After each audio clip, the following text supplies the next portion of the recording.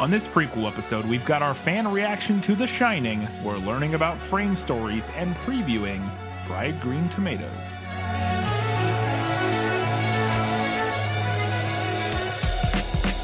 Hello and welcome back to this Film Lit podcast where we talk about movies that are based on books.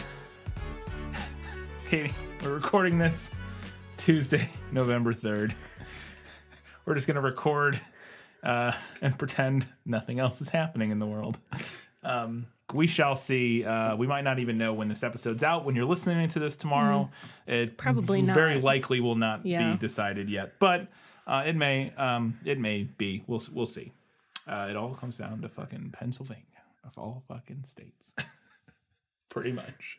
So, yeah. But anyways, so we're not here to talk about the election right now. We're here to talk about The Shining.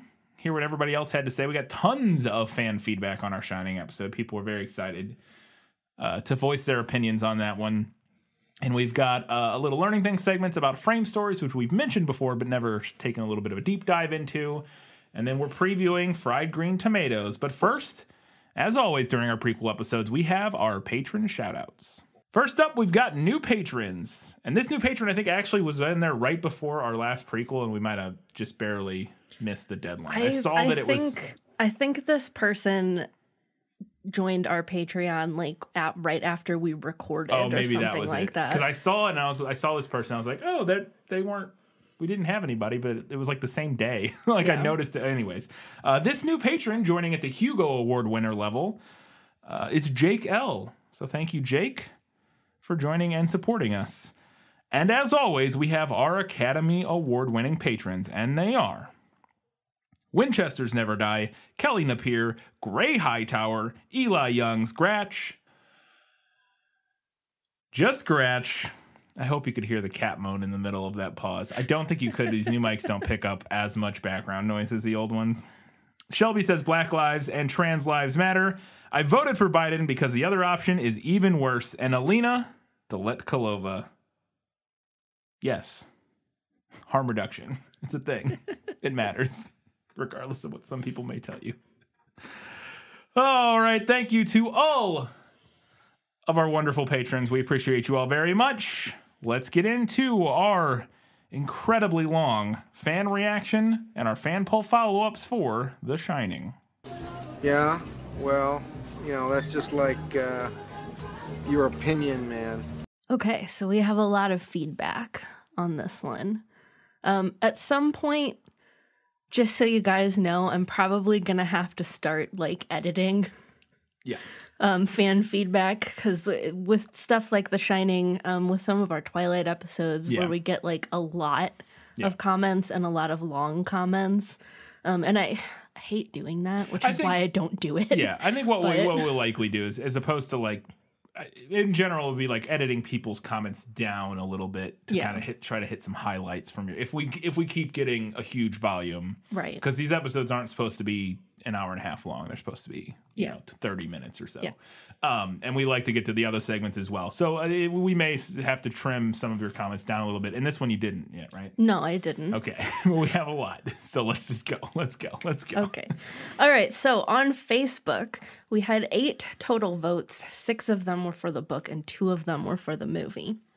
Sarah said, first of all, thank you so much for sharing my message about Estes Park and the Stanley Hotel. Winter weather has brought some relief to the area, so the danger is no longer as imminent, but the fires in my area were devastating to a lot of families, so the fact that you shared information about how people can help is greatly appreciated. This was a very hard decision because both pieces of media are excellent in their own ways, but in the end, I had to choose the book over the movie. I was extremely impressed with the fidelity of the setting of the novel. It felt like I was reading about places I had actually been and scenery and weather that I had actually experienced as a Colorado native, and I was quite disappointed to watch the movie and recognize none of that in the exterior setting or even in the interior design of the hotel. Also, the movie lost major points by killing Halloran and not making him much of a character to begin with, and by not giving Wendy as much of an outward expression of the inner strength that was obvious in her character in the book. And lastly, I just don't feel like the movie had as satisfying of an ending as the book. The fact that the hotel was destroyed, ostensibly due to the fact that the person that the hotel's spirit had chosen as its caretaker forgot the physical necessities of that job while being distracted by the supernatural ones at the end of the book, and that we get to see a satisfying ending for the survivors, was what made me really decide that the book was better. Maybe it's just my current state of mind, but after spending so much time getting to know the story's characters and experiencing all that horror with them, I was glad to know that the hotel was no longer able to ensnare any other men like Jack, and that Danny and his mother and Halloran were going to be okay. The movie is a great piece of filmmaking on its own, and I was impressed with the way it managed to tell a similar and equally terrifying story within a visual medium, but the book wins out for me in the end. There you go. Very in-depth, very well argued, well reasoned. Thank you for that one. Cassie said, I enjoyed the movie, but the hedge monsters, man, that's some scary shit, and the main reason I chose the book over the movie. There you go. Succinct. Charlene said, I saw the movie once about 20 years ago, but I don't really like horror movies, so no surprise that I thought the book was better. I first read it about 10 years ago, and then I reread it when Dr. Sleep came out, which is definitely worth a read. King can be hit or miss, but this is one of my favorites. I loved getting inside the characters and seeing Jack genuinely struggle with his demons. I also enjoyed hearing the tidbit in your prequel episode about King having the dream about the hose, because that scene with Danny and the fire extinguisher is one that really stood out to me. Is it real? Is it not real? It's probably just my imagination, but how can I be sure? We've all been there. I kind of want to reread it again, but now that I have a son Danny's age, I don't know that I could handle it. Okay. Ian said, I loved the really at the big bike revelation. Definitely needed that laugh. What is that in reference to? When you said that you rode a big wheel until you were like 10, and I was like, really?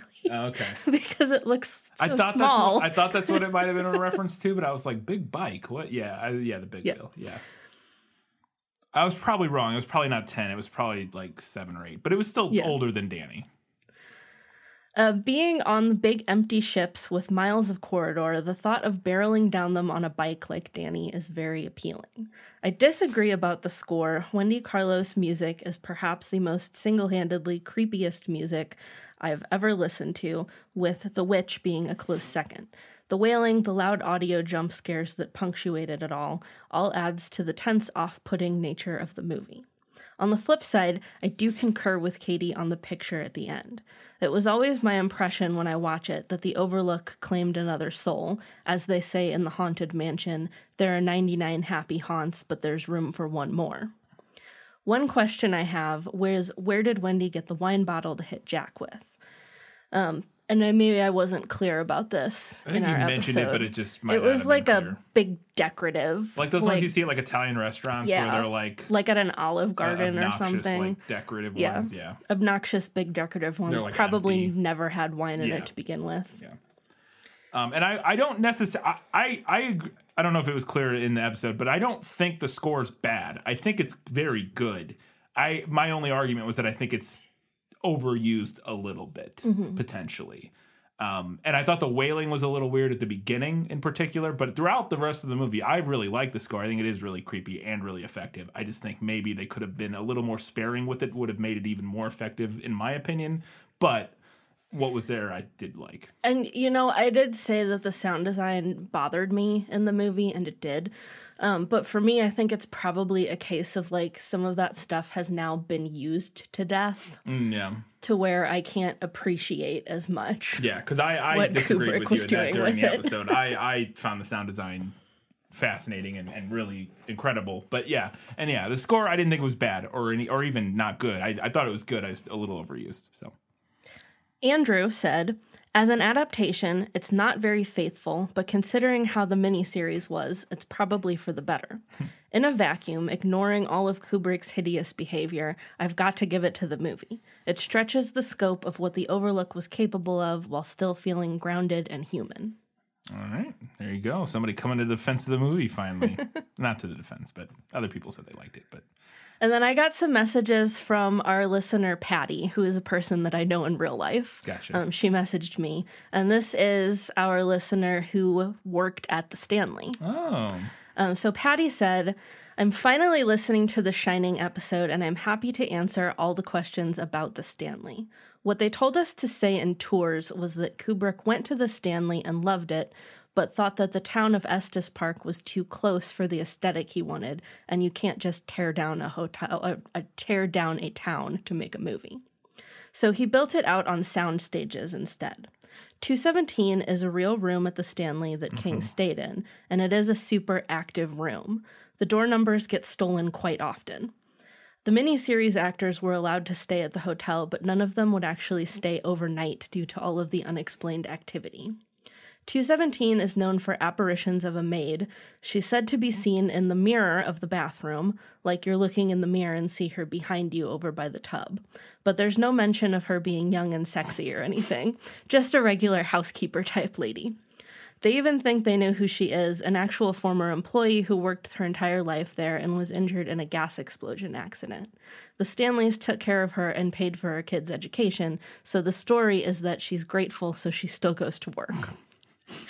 There is a notorious horny ghost, too, but no costumes involved in his stories. His name is Lord Dunraven, What a name. I think is how that would be pronounced. Looks like it. She said, he mostly gropes people, breathes on your neck, and plays with hair, although I did have buttons undone, which was hugely embarrassing to realize. They were done up before I went in that closet, and I didn't undo them. King supposedly had a drink with the bartender just before he headed home for the season. The bartender supposedly shared some stories with King, so... Okay. I will say, as somebody who's given tours and been told things about buildings that I've places that I've given tours, I've never believed anything that I feel. Having given tours and knowing how fast and loose tour guides can play with some of that stuff, I like when I go on tours now, I'm like, I believe maybe half of what you're telling me. Not that they're intentionally lying, but it's just you hear it from somebody who heard it from Sure. The tours that I used to give.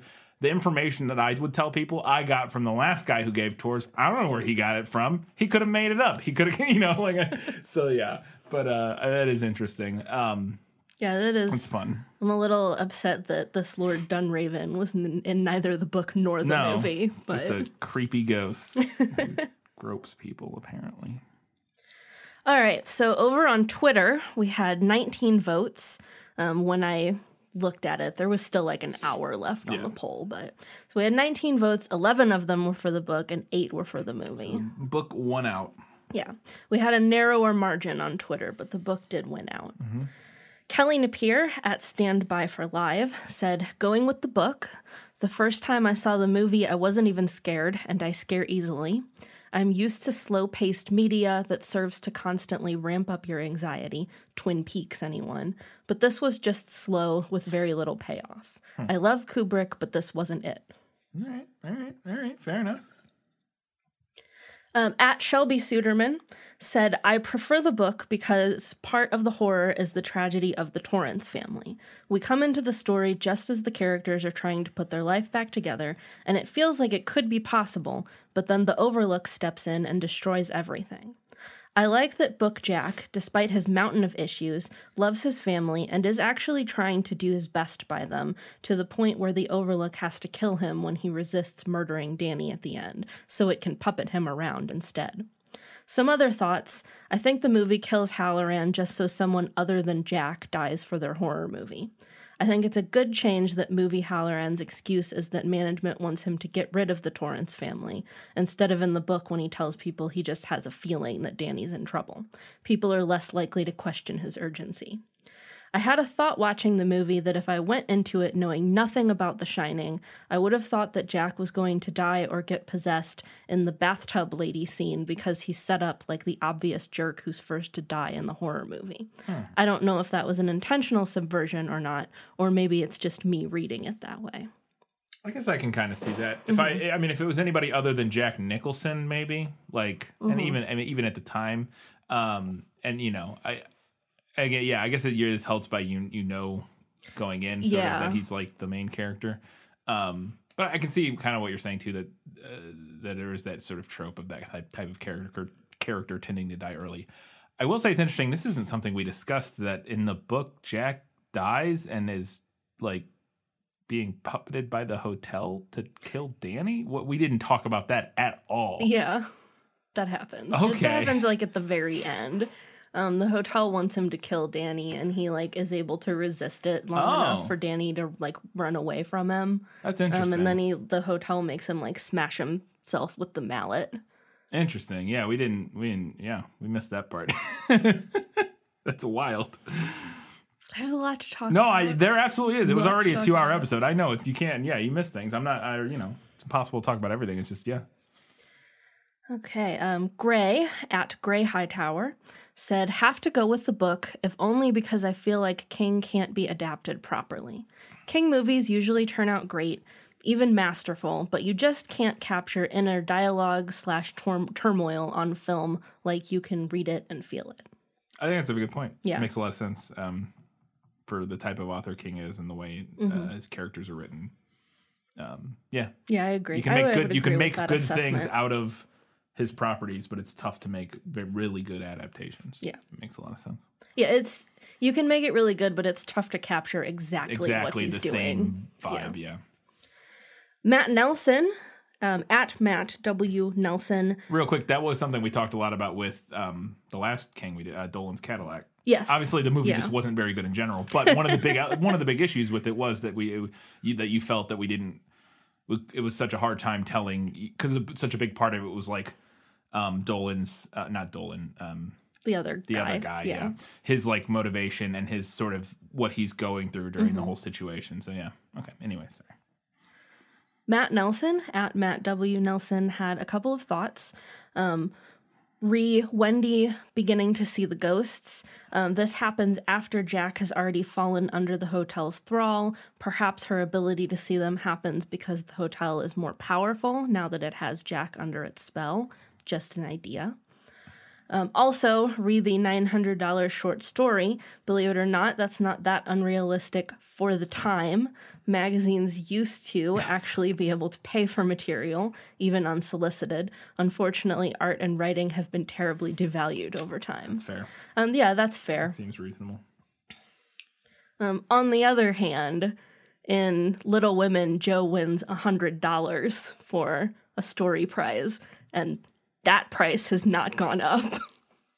But back then, $100 was a fortune, right? When was Little Women set? Civil War. Yeah, $100 that's a year's pay. I mean, I'm saying right? if we adjust for inflation. No, that's what I mean. You should be winning a fortune. Yeah, that's what I'm saying. That's exactly what I'm saying. Is that back then $100? Yeah, it hasn't changed. But then $100 was like probably like I don't even know, at least $1,000, if not more. Now I would say I have no idea, but it's got to be far more than that. The Never Gets Old podcast, at Never Gets Old Pod, said, I prefer the TV miniseries with Steven Weber. Much more accurate to the book and better paced than the movie. I feel like I've heard very disparate things about this miniseries. About the miniseries. It's notoriously worse reviewed. Not notoriously, but it is worse reviewed than the film. And some people seem to. We've had comments of people saying they like it, and other people saying not good. So interesting. Maybe we'll have to come back to that one someday. Yeah, maybe. Maybe I'll read it next time, and then we'll do the TV miniseries, like a special, a revisit some kind special of thing. Yeah. And our last Twitter comment was from Frogs Are Friends at Frogs Are Friends. Frogs Are Friends. I agree. They said, agree with Katie's assessment too that the book was better.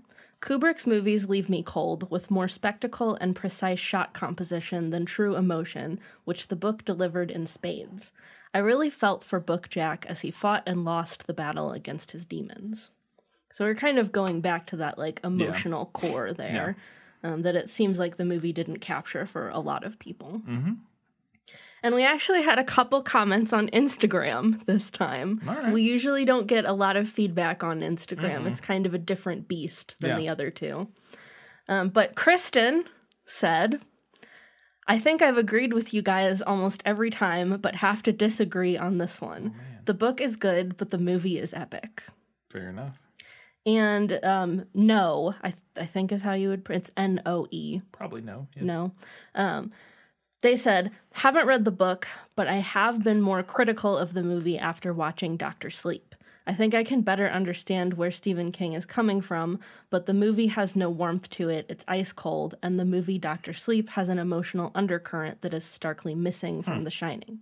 IDK if it's just a story thing, haven't read The Shining myself, but when I revisited that movie after watching Dr. Sleep, I was a lot more critical of it. I used to think The Shining was a masterpiece in film, but now I'm not so sure. Interesting. So I've neither read nor seen Dr. Sleep, so I can't weigh in on that. But that is a really interesting takeaway. For sure. Wow, those are some of the best comments we've ever gotten. Some of the most in-depth, well thought out, nuanced feedback we've gotten ever. Not that we haven't gotten good feedback before, but it was just a lot of really good particularly feedback. High volume of very good feedback. Awesome. Thank you all very much for your feedback. We love that kind of stuff. If you want to do that, you can follow us on all the social medias and tell us what you think about fried green tomatoes. But first, let's learn about frame stories. No matter what anybody tells you, words and ideas can change the world. So we've mentioned frame stories before. We had another Learning Things episode about multiple plot stories when we did Holes. Yes. But we had not done a Learning Things segment specifically about frame stories, so I thought we would get into that a little bit. So a frame story is a story set within another story.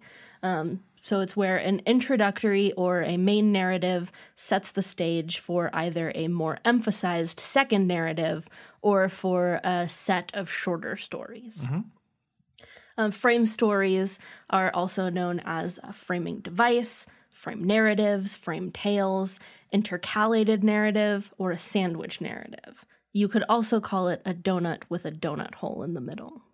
Oh, yes. A donut with a donut hole in the middle. Yeah.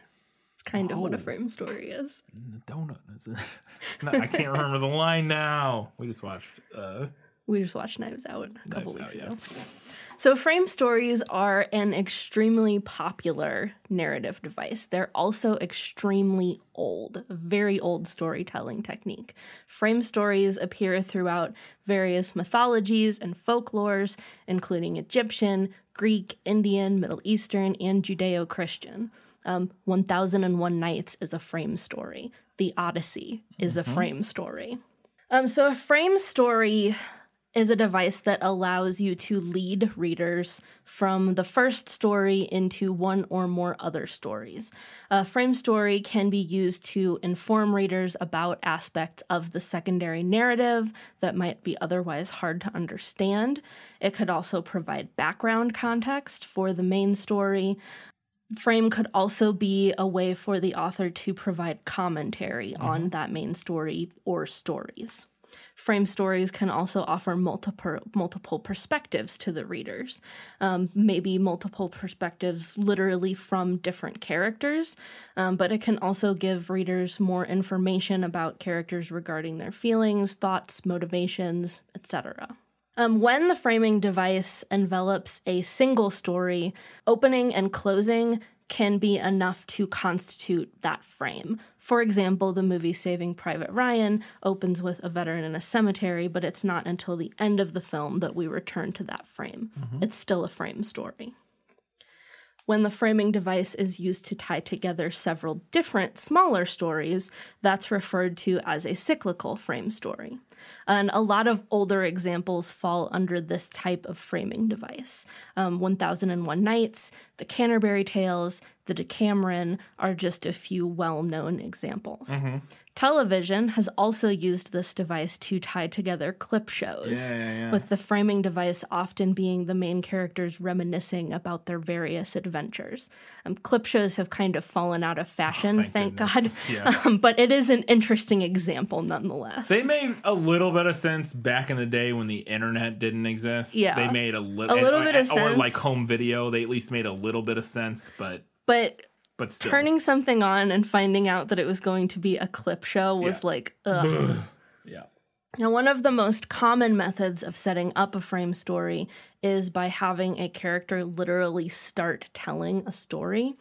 Some common examples like a parent telling a child a bedtime story, a group of friends maybe gathered around a campfire, an author putting pen to paper, etc. However, this doesn't necessarily have to be what your frame story is. Hallucinations or dreams can also be used as framing devices. The Wizard of Oz is one famous example of that. The movie Inception also uses framing devices to set up frames within frames, emphasizing the unreliable nature of the overall narrative. Epistolary writing can also be considered a type of framing device. Individual diary entries, letters, newspaper articles, etc., can tell smaller stories within an overarching larger narrative. I wouldn't say that every example of epistolary writing is a frame story, but there is a lot of overlap.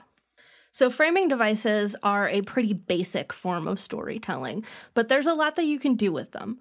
Your frame can be very literal, like older Rose literally telling everyone about her experiences on the Titanic, or it can be more implied, like the framing device of the nameless narrator and the stained glass images at the beginning and end of Disney's Beauty and the Beast. Sometimes a story will open with a frame and never return to it, still using a framing device. For example, Disney's Aladdin opens with the peddler, who's strongly implied to be the genie in disguise, telling a story about the mysterious lamp. So it's implied that the story overall is coming from him, but we never actually return to that framing story. Framing devices might only be bookends on the main story, like with Saving Private Ryan or The Wizard of Oz, or we might pop back and forth between the main narrative and the frame, like with Titanic or The Princess Bride. So I'm interested to see how both the book and movie versions of Fried Green Tomatoes utilize framing devices. I had not previously read the book. I'm about 100 pages in, and it's been several years since I've seen the movie, but I feel like I recall the movie having a more direct frame than the book seems to so far. All right. So I'm interested to see how that shakes out. Interesting. I don't remember anything about the movie or the book, and I believe I read and seen both, but it's been a very long time. So that's going to do it for our Learning Things segment. What a fascinating trip into the world of frame stories. Let's go ahead and learn a little bit about Fried Green Tomatoes at the Whistle Stop Cafe. Evelyn tried food. Ed? I'm sorry, honey. The game's almost over. I just want to see a little bit of it. She tried romance. If I'd answered the door wearing only cellophane, would you still be watching the baseball game? No, honey. I'll probably be checking you into a loony bin. Then, she met a new friend. Mrs. Cleo Threadgood, 82-year-old widow, imagine that. A good friend. I hate candy bars all over the house. Well, a candy bar ain't gonna hurt you none. What? No, but it's 10 or 11. Who gave her some advice.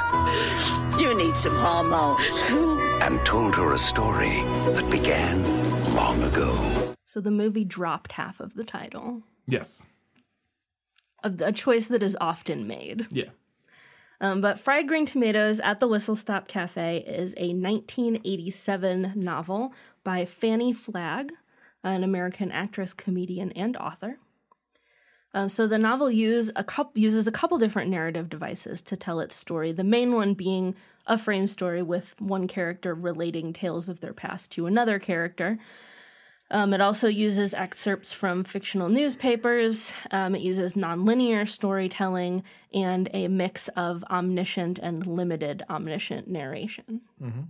The titular Whistle Stop Cafe is loosely based on the Irondale Cafe in Irondale, Alabama, which was a suburb near Flagg's birthplace. That cafe was actually bought by Flagg's aunt, Bess Fortenberry, in 1932 and was run by her and two friends for about 4 decades. And according to the internet, it is still in operation and is also known for its fried green tomatoes. More on this later. I have notes about this. Some of the novel's themes include lesbianism, women's aging, racism, food, memory, and storytelling. A cornucopia. Just a smorgasbord of topics there. I'm imagining that list with the what's his name from SNL, the club guy. Do you know what I'm? What's his name? Oh God, it's that one. And he's like, it has everything: lesbianism, women's aging, racism, food, memory. You know what I'm talking about? I think so. Yeah. He does lists of like he's like the new hottest club is fried green tomatoes at the Whistle Stop Cafe. It has everything: lesbianism, memory. Anyways, it is quite the list. I'm excited to dig into it. So this novel spent 36 weeks Stefan. That's his name. Sorry, I'm pretty sure it's Stefan. It was driving me crazy that I couldn't remember the character's name. So this novel spent 36 weeks on the New York Times bestseller list. And beloved American author Harper Lee, who wrote To Kill a Mockingbird, said of this novel... And that sequel that everybody loved. and the sequel that was very controversial. Although... someday we'll do To Kill a Mockingbird and talk about that, but that should have never been published. Yeah. So she said of the novel, airplanes and television have removed the thread goods from the southern scene. Happily for us, Fannie Flagg has preserved a whole community of them in a richly comic, poignant narrative that records the exuberance of their lives, the sadness of their departure. Idgie Threadgood is a true original. Huckleberry Finn would have tried to marry her. I guess that's a compliment. I guess. I mean, she seemed to like it. He would have tried but failed from what I've heard. Tried but failed. All right, let's go ahead and talk about Fried Green Tomatoes, the movie. If you ever touch her again, I'll kill you. Well, I sure as hell scared him, didn't I? But how anybody could have thought she murdered that man is beyond me. You ain't fooling me, girly girl. You're in a whole mess of trouble. You understand? Did anybody really think she did it? Some said yes, some said no. Fried Green Tomatoes is a 1991 film directed by John Avnet, also known for directing 88 Minutes, Righteous Kill, Up Close and Personal. Did a lot of work with Al Pacino. So interesting. He was also a producer. It was written by Fannie Flagg and Carol Sobieski. Carol Sobieski is most known for Annie, but she also wrote the 1988 Bourne Identity, the original, I believe. I didn't know that was a remake. I didn't either. Huh. I guess that original one was not very popular. Yeah. It stars Kathy Bates, Jessica Tandy, Stuart Masterson, Mary Louise Parker, and Cicely Tyson. And also Mary Stewart. I don't know why she's not on this list, but she wasn't listed on Wikipedia. Anyways, I can't remember her name. Mary something. There's two Mary hyphen something, and doesn't matter. I'm sure she'll come up later. The movie grossed $120 million against a budget of just $11 million, so it was a huge financial success. It was nominated for 2 Oscars, didn't win either of them. One for Best Supporting Actress for Jessica Tandy, and one for Best Adapted Screenplay. The film is rated 74% fresh on Rotten Tomatoes and has a 64% on Metacritic. And this is at the point where I finally it hit me. I was like, is everything a freaking 65% on Metacritic? Every movie I feel like I've ever, other than bad movies, every movie that has anything over like a 60 on Rotten Tomatoes has a 65 on Metacritic. It could have a 95% on Rotten Tomatoes. I feel like it has a 65%. I don't know. I don't know how Metacritic works. I don't know how the rating system works. I know roughly how Rotten Tomatoes works. It's like a pure, like, is it good or bad? And then the number is based on how many critics said it was good versus bad, essentially. So, like, a 99% on Rotten Tomatoes means 99% of critics said it was good. Not they said it was 10 out of 10, but that they, not that the movie's a 9.9 out of 10, but that 99% of critics said it was a good movie. So they could have been 99% of critics said it was a 5.1 out of 10, basically. But I don't know how Metacritic works, and it's weird to me because everything is a 65 on Metacritic. Anyways.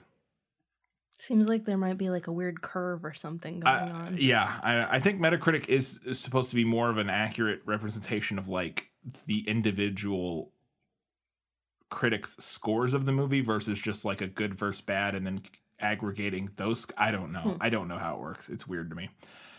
Originally, the director, Avnet, hired Sobieski to write the screenplay, and her first draft, because he hired her because of Annie, was a musical. Oh. Avnet was unhappy with the musical. He did say he enjoyed it, but that it wasn't what they were looking for. And so Sobieski left the project, and Avnet hired Flagg to write the screenplay for her own book. She was astonished that anybody wanted to make a book or a movie out of her book, and so she signed on. But she found the process very difficult and ended up leaving the project after writing only 70 pages of the screenplay. At this point, there was no more money for a screenwriter, so Avnet took the project over himself and spent the next 2 to 3 years developing the script. Flagg did eventually give her blessing for the final script, though, after he sent it to her. So I thought this was interesting. Production designer Barbara Ling found a nearly deserted Juliet, Georgia, to stand in for Anderson, Alabama. They chose a former antique and hardware store to turn into the Whistle Stop Cafe. And this is the thing I mentioned earlier. It's a fun side note. This cafe still exists and operates as the Whistle Stop Cafe. But the Irondale Cafe in Irondale, Alabama, that you mentioned earlier, is what the actual Whistle Stop Cafe is based on. Mm-hmm. And it also exists still and bills itself as the original Whistle Stop Cafe. It says Irondale Cafe, the original Whistle Stop, or something like that. Things heating up in the Whistle Stop Yes, Cafe. so there's technically 2 Whistle Stop Cafes. One is the Irondale Cafe that bills itself as the original Whistle Stop, and then there's the Whistle Stop Cafe from the movie. Both alike in dignity. Yes, and they both serve fried green tomatoes in numerous different ways on their menu. There's also, this is a random thing, a Whistle Stop, it's not cafe, but ice cream and custard place in Ferguson, Missouri, like near where I grew up. Hold up. That I've been to several times. How many frozen custard places are by your childhood home? So many. There's 3 at least 4. There was at least 4 within Because I've heard you wax poetic about 2, and we've been to one of those. There's 2 that were within a mile of my home. That were Fritz's and Doozel's were both within a couple miles of my home. There was also Iggy's, which was a little further away, and we never went there because it wasn't as good as Fritz's or Doozel's. And a Whistle Stop Cafe was no, those were all somewhat small, regional chains. There was at least several of each of those, not more than 5 or so. And the original Fritz's was right next to my house. It was a couple blocks away. I just doxed myself, but what even was your childhood? But Whistle Stop Cafe was they opened it, and I don't even know if it existed when I was a kid, but it did at some point, during my high school life. And they're just they opened up out of a train station. That's Cute. why it's called the Whistle Stop Cafe. Adorable. It was in a train station in Ferguson, and they're still going strong. They're still apparently selling frozen custard. So. Okay, so the scene where Iggy goes to collect honey from a tree stump for Ruth was originally intended to be performed by a stunt double. However, the stunt double backed out at the last minute, and Masterson volunteered to do it herself. The footage of her covered in a swarm of live bees is the footage you see in the final version of the film. Well, that sounds dangerous. Yes. And this is a little cameo note that I thought was interesting that you can look out for if you're watching the movie. The author, Fanny Flagg, is the woman telling the classroom of disaffected women, quote, "You can get that spark back into your marriage," end quote, in the movie. So look out for that. That's Fanny Flagg. So she was also on a handful of episodes of The Match Game. I don't know from what the that 70s. is. It was a 70s game show that was very popular, where they would read a sentence and there would be a blank in it, and then the contestant would guess a word, and then there was a panel of 6 celebrities or something, and they would write a word in. So it was kind of you would do one sentence of what's the thing where you a Mad Lib. It was one sentence of a Mad Lib, and you would fill in the blank, and then the celebrities would write in the blank, and then however many celebrities wrote the same word as you got points for it. That was how it worked. And so she was one of the celebrity panelists for a while on the show. Anyways, it was I used to watch it back on the Game Show Network when I was a kid. It was entertaining. They did a lot of that 70s naughty humor where it was yes. Oh, you could put something naughty here. Yeah, a lot of that stuff. That was all I had for Fried Green Tomatoes movie facts. Before we go, let's tell you where you can watch this. As always, check your local library, or if you still have a local video rental store, check them out and patronize them. It is available on Amazon Prime. Just fully on Amazon Prime, it looks like. I mean, it didn't say that it was available for rent when I Googled it. Okay. So and hopefully not just part said of it. Amazon I'm just Prime. based on the rest of these. I'm wondering if it's a show, if it's a Showtime subscription, because it's available on Hulu and Sling with a premium subscription, and that premium subscription is probably Showtime based on the fact that it's also available on Showtime's subscription. I'm wondering if Prime Video, because they have those add-ons. Maybe it didn't specify when I looked it up. Okay, right? So it may be available on regular Amazon Prime, or you may have to have Showtime add-on for that. Same for Hulu and Sling, or you can rent it from YouTube, iTunes, Google Play, or Vudu for $4. So yeah, there you go. Those are your options. In 1 week's time, we'll be talking about fried green tomatoes. So come back then. Or we'll be in the midst of a civil war. Or there will be a civil war. It's very... we're like coin toss. We're like right there. Coin toss. We're dancing on the edge of a knife. Coin toss. Civil war, or we're going to be living, hanging out, sipping wine mimosas, and having brunch. And talking about fried green tomatoes. So one of the two. Come back in 1 week's time and find out which. Until that time, guys, gals, non-binary... Everybody else, keep reading books, keep watching movies, stay safe, and keep being awesome.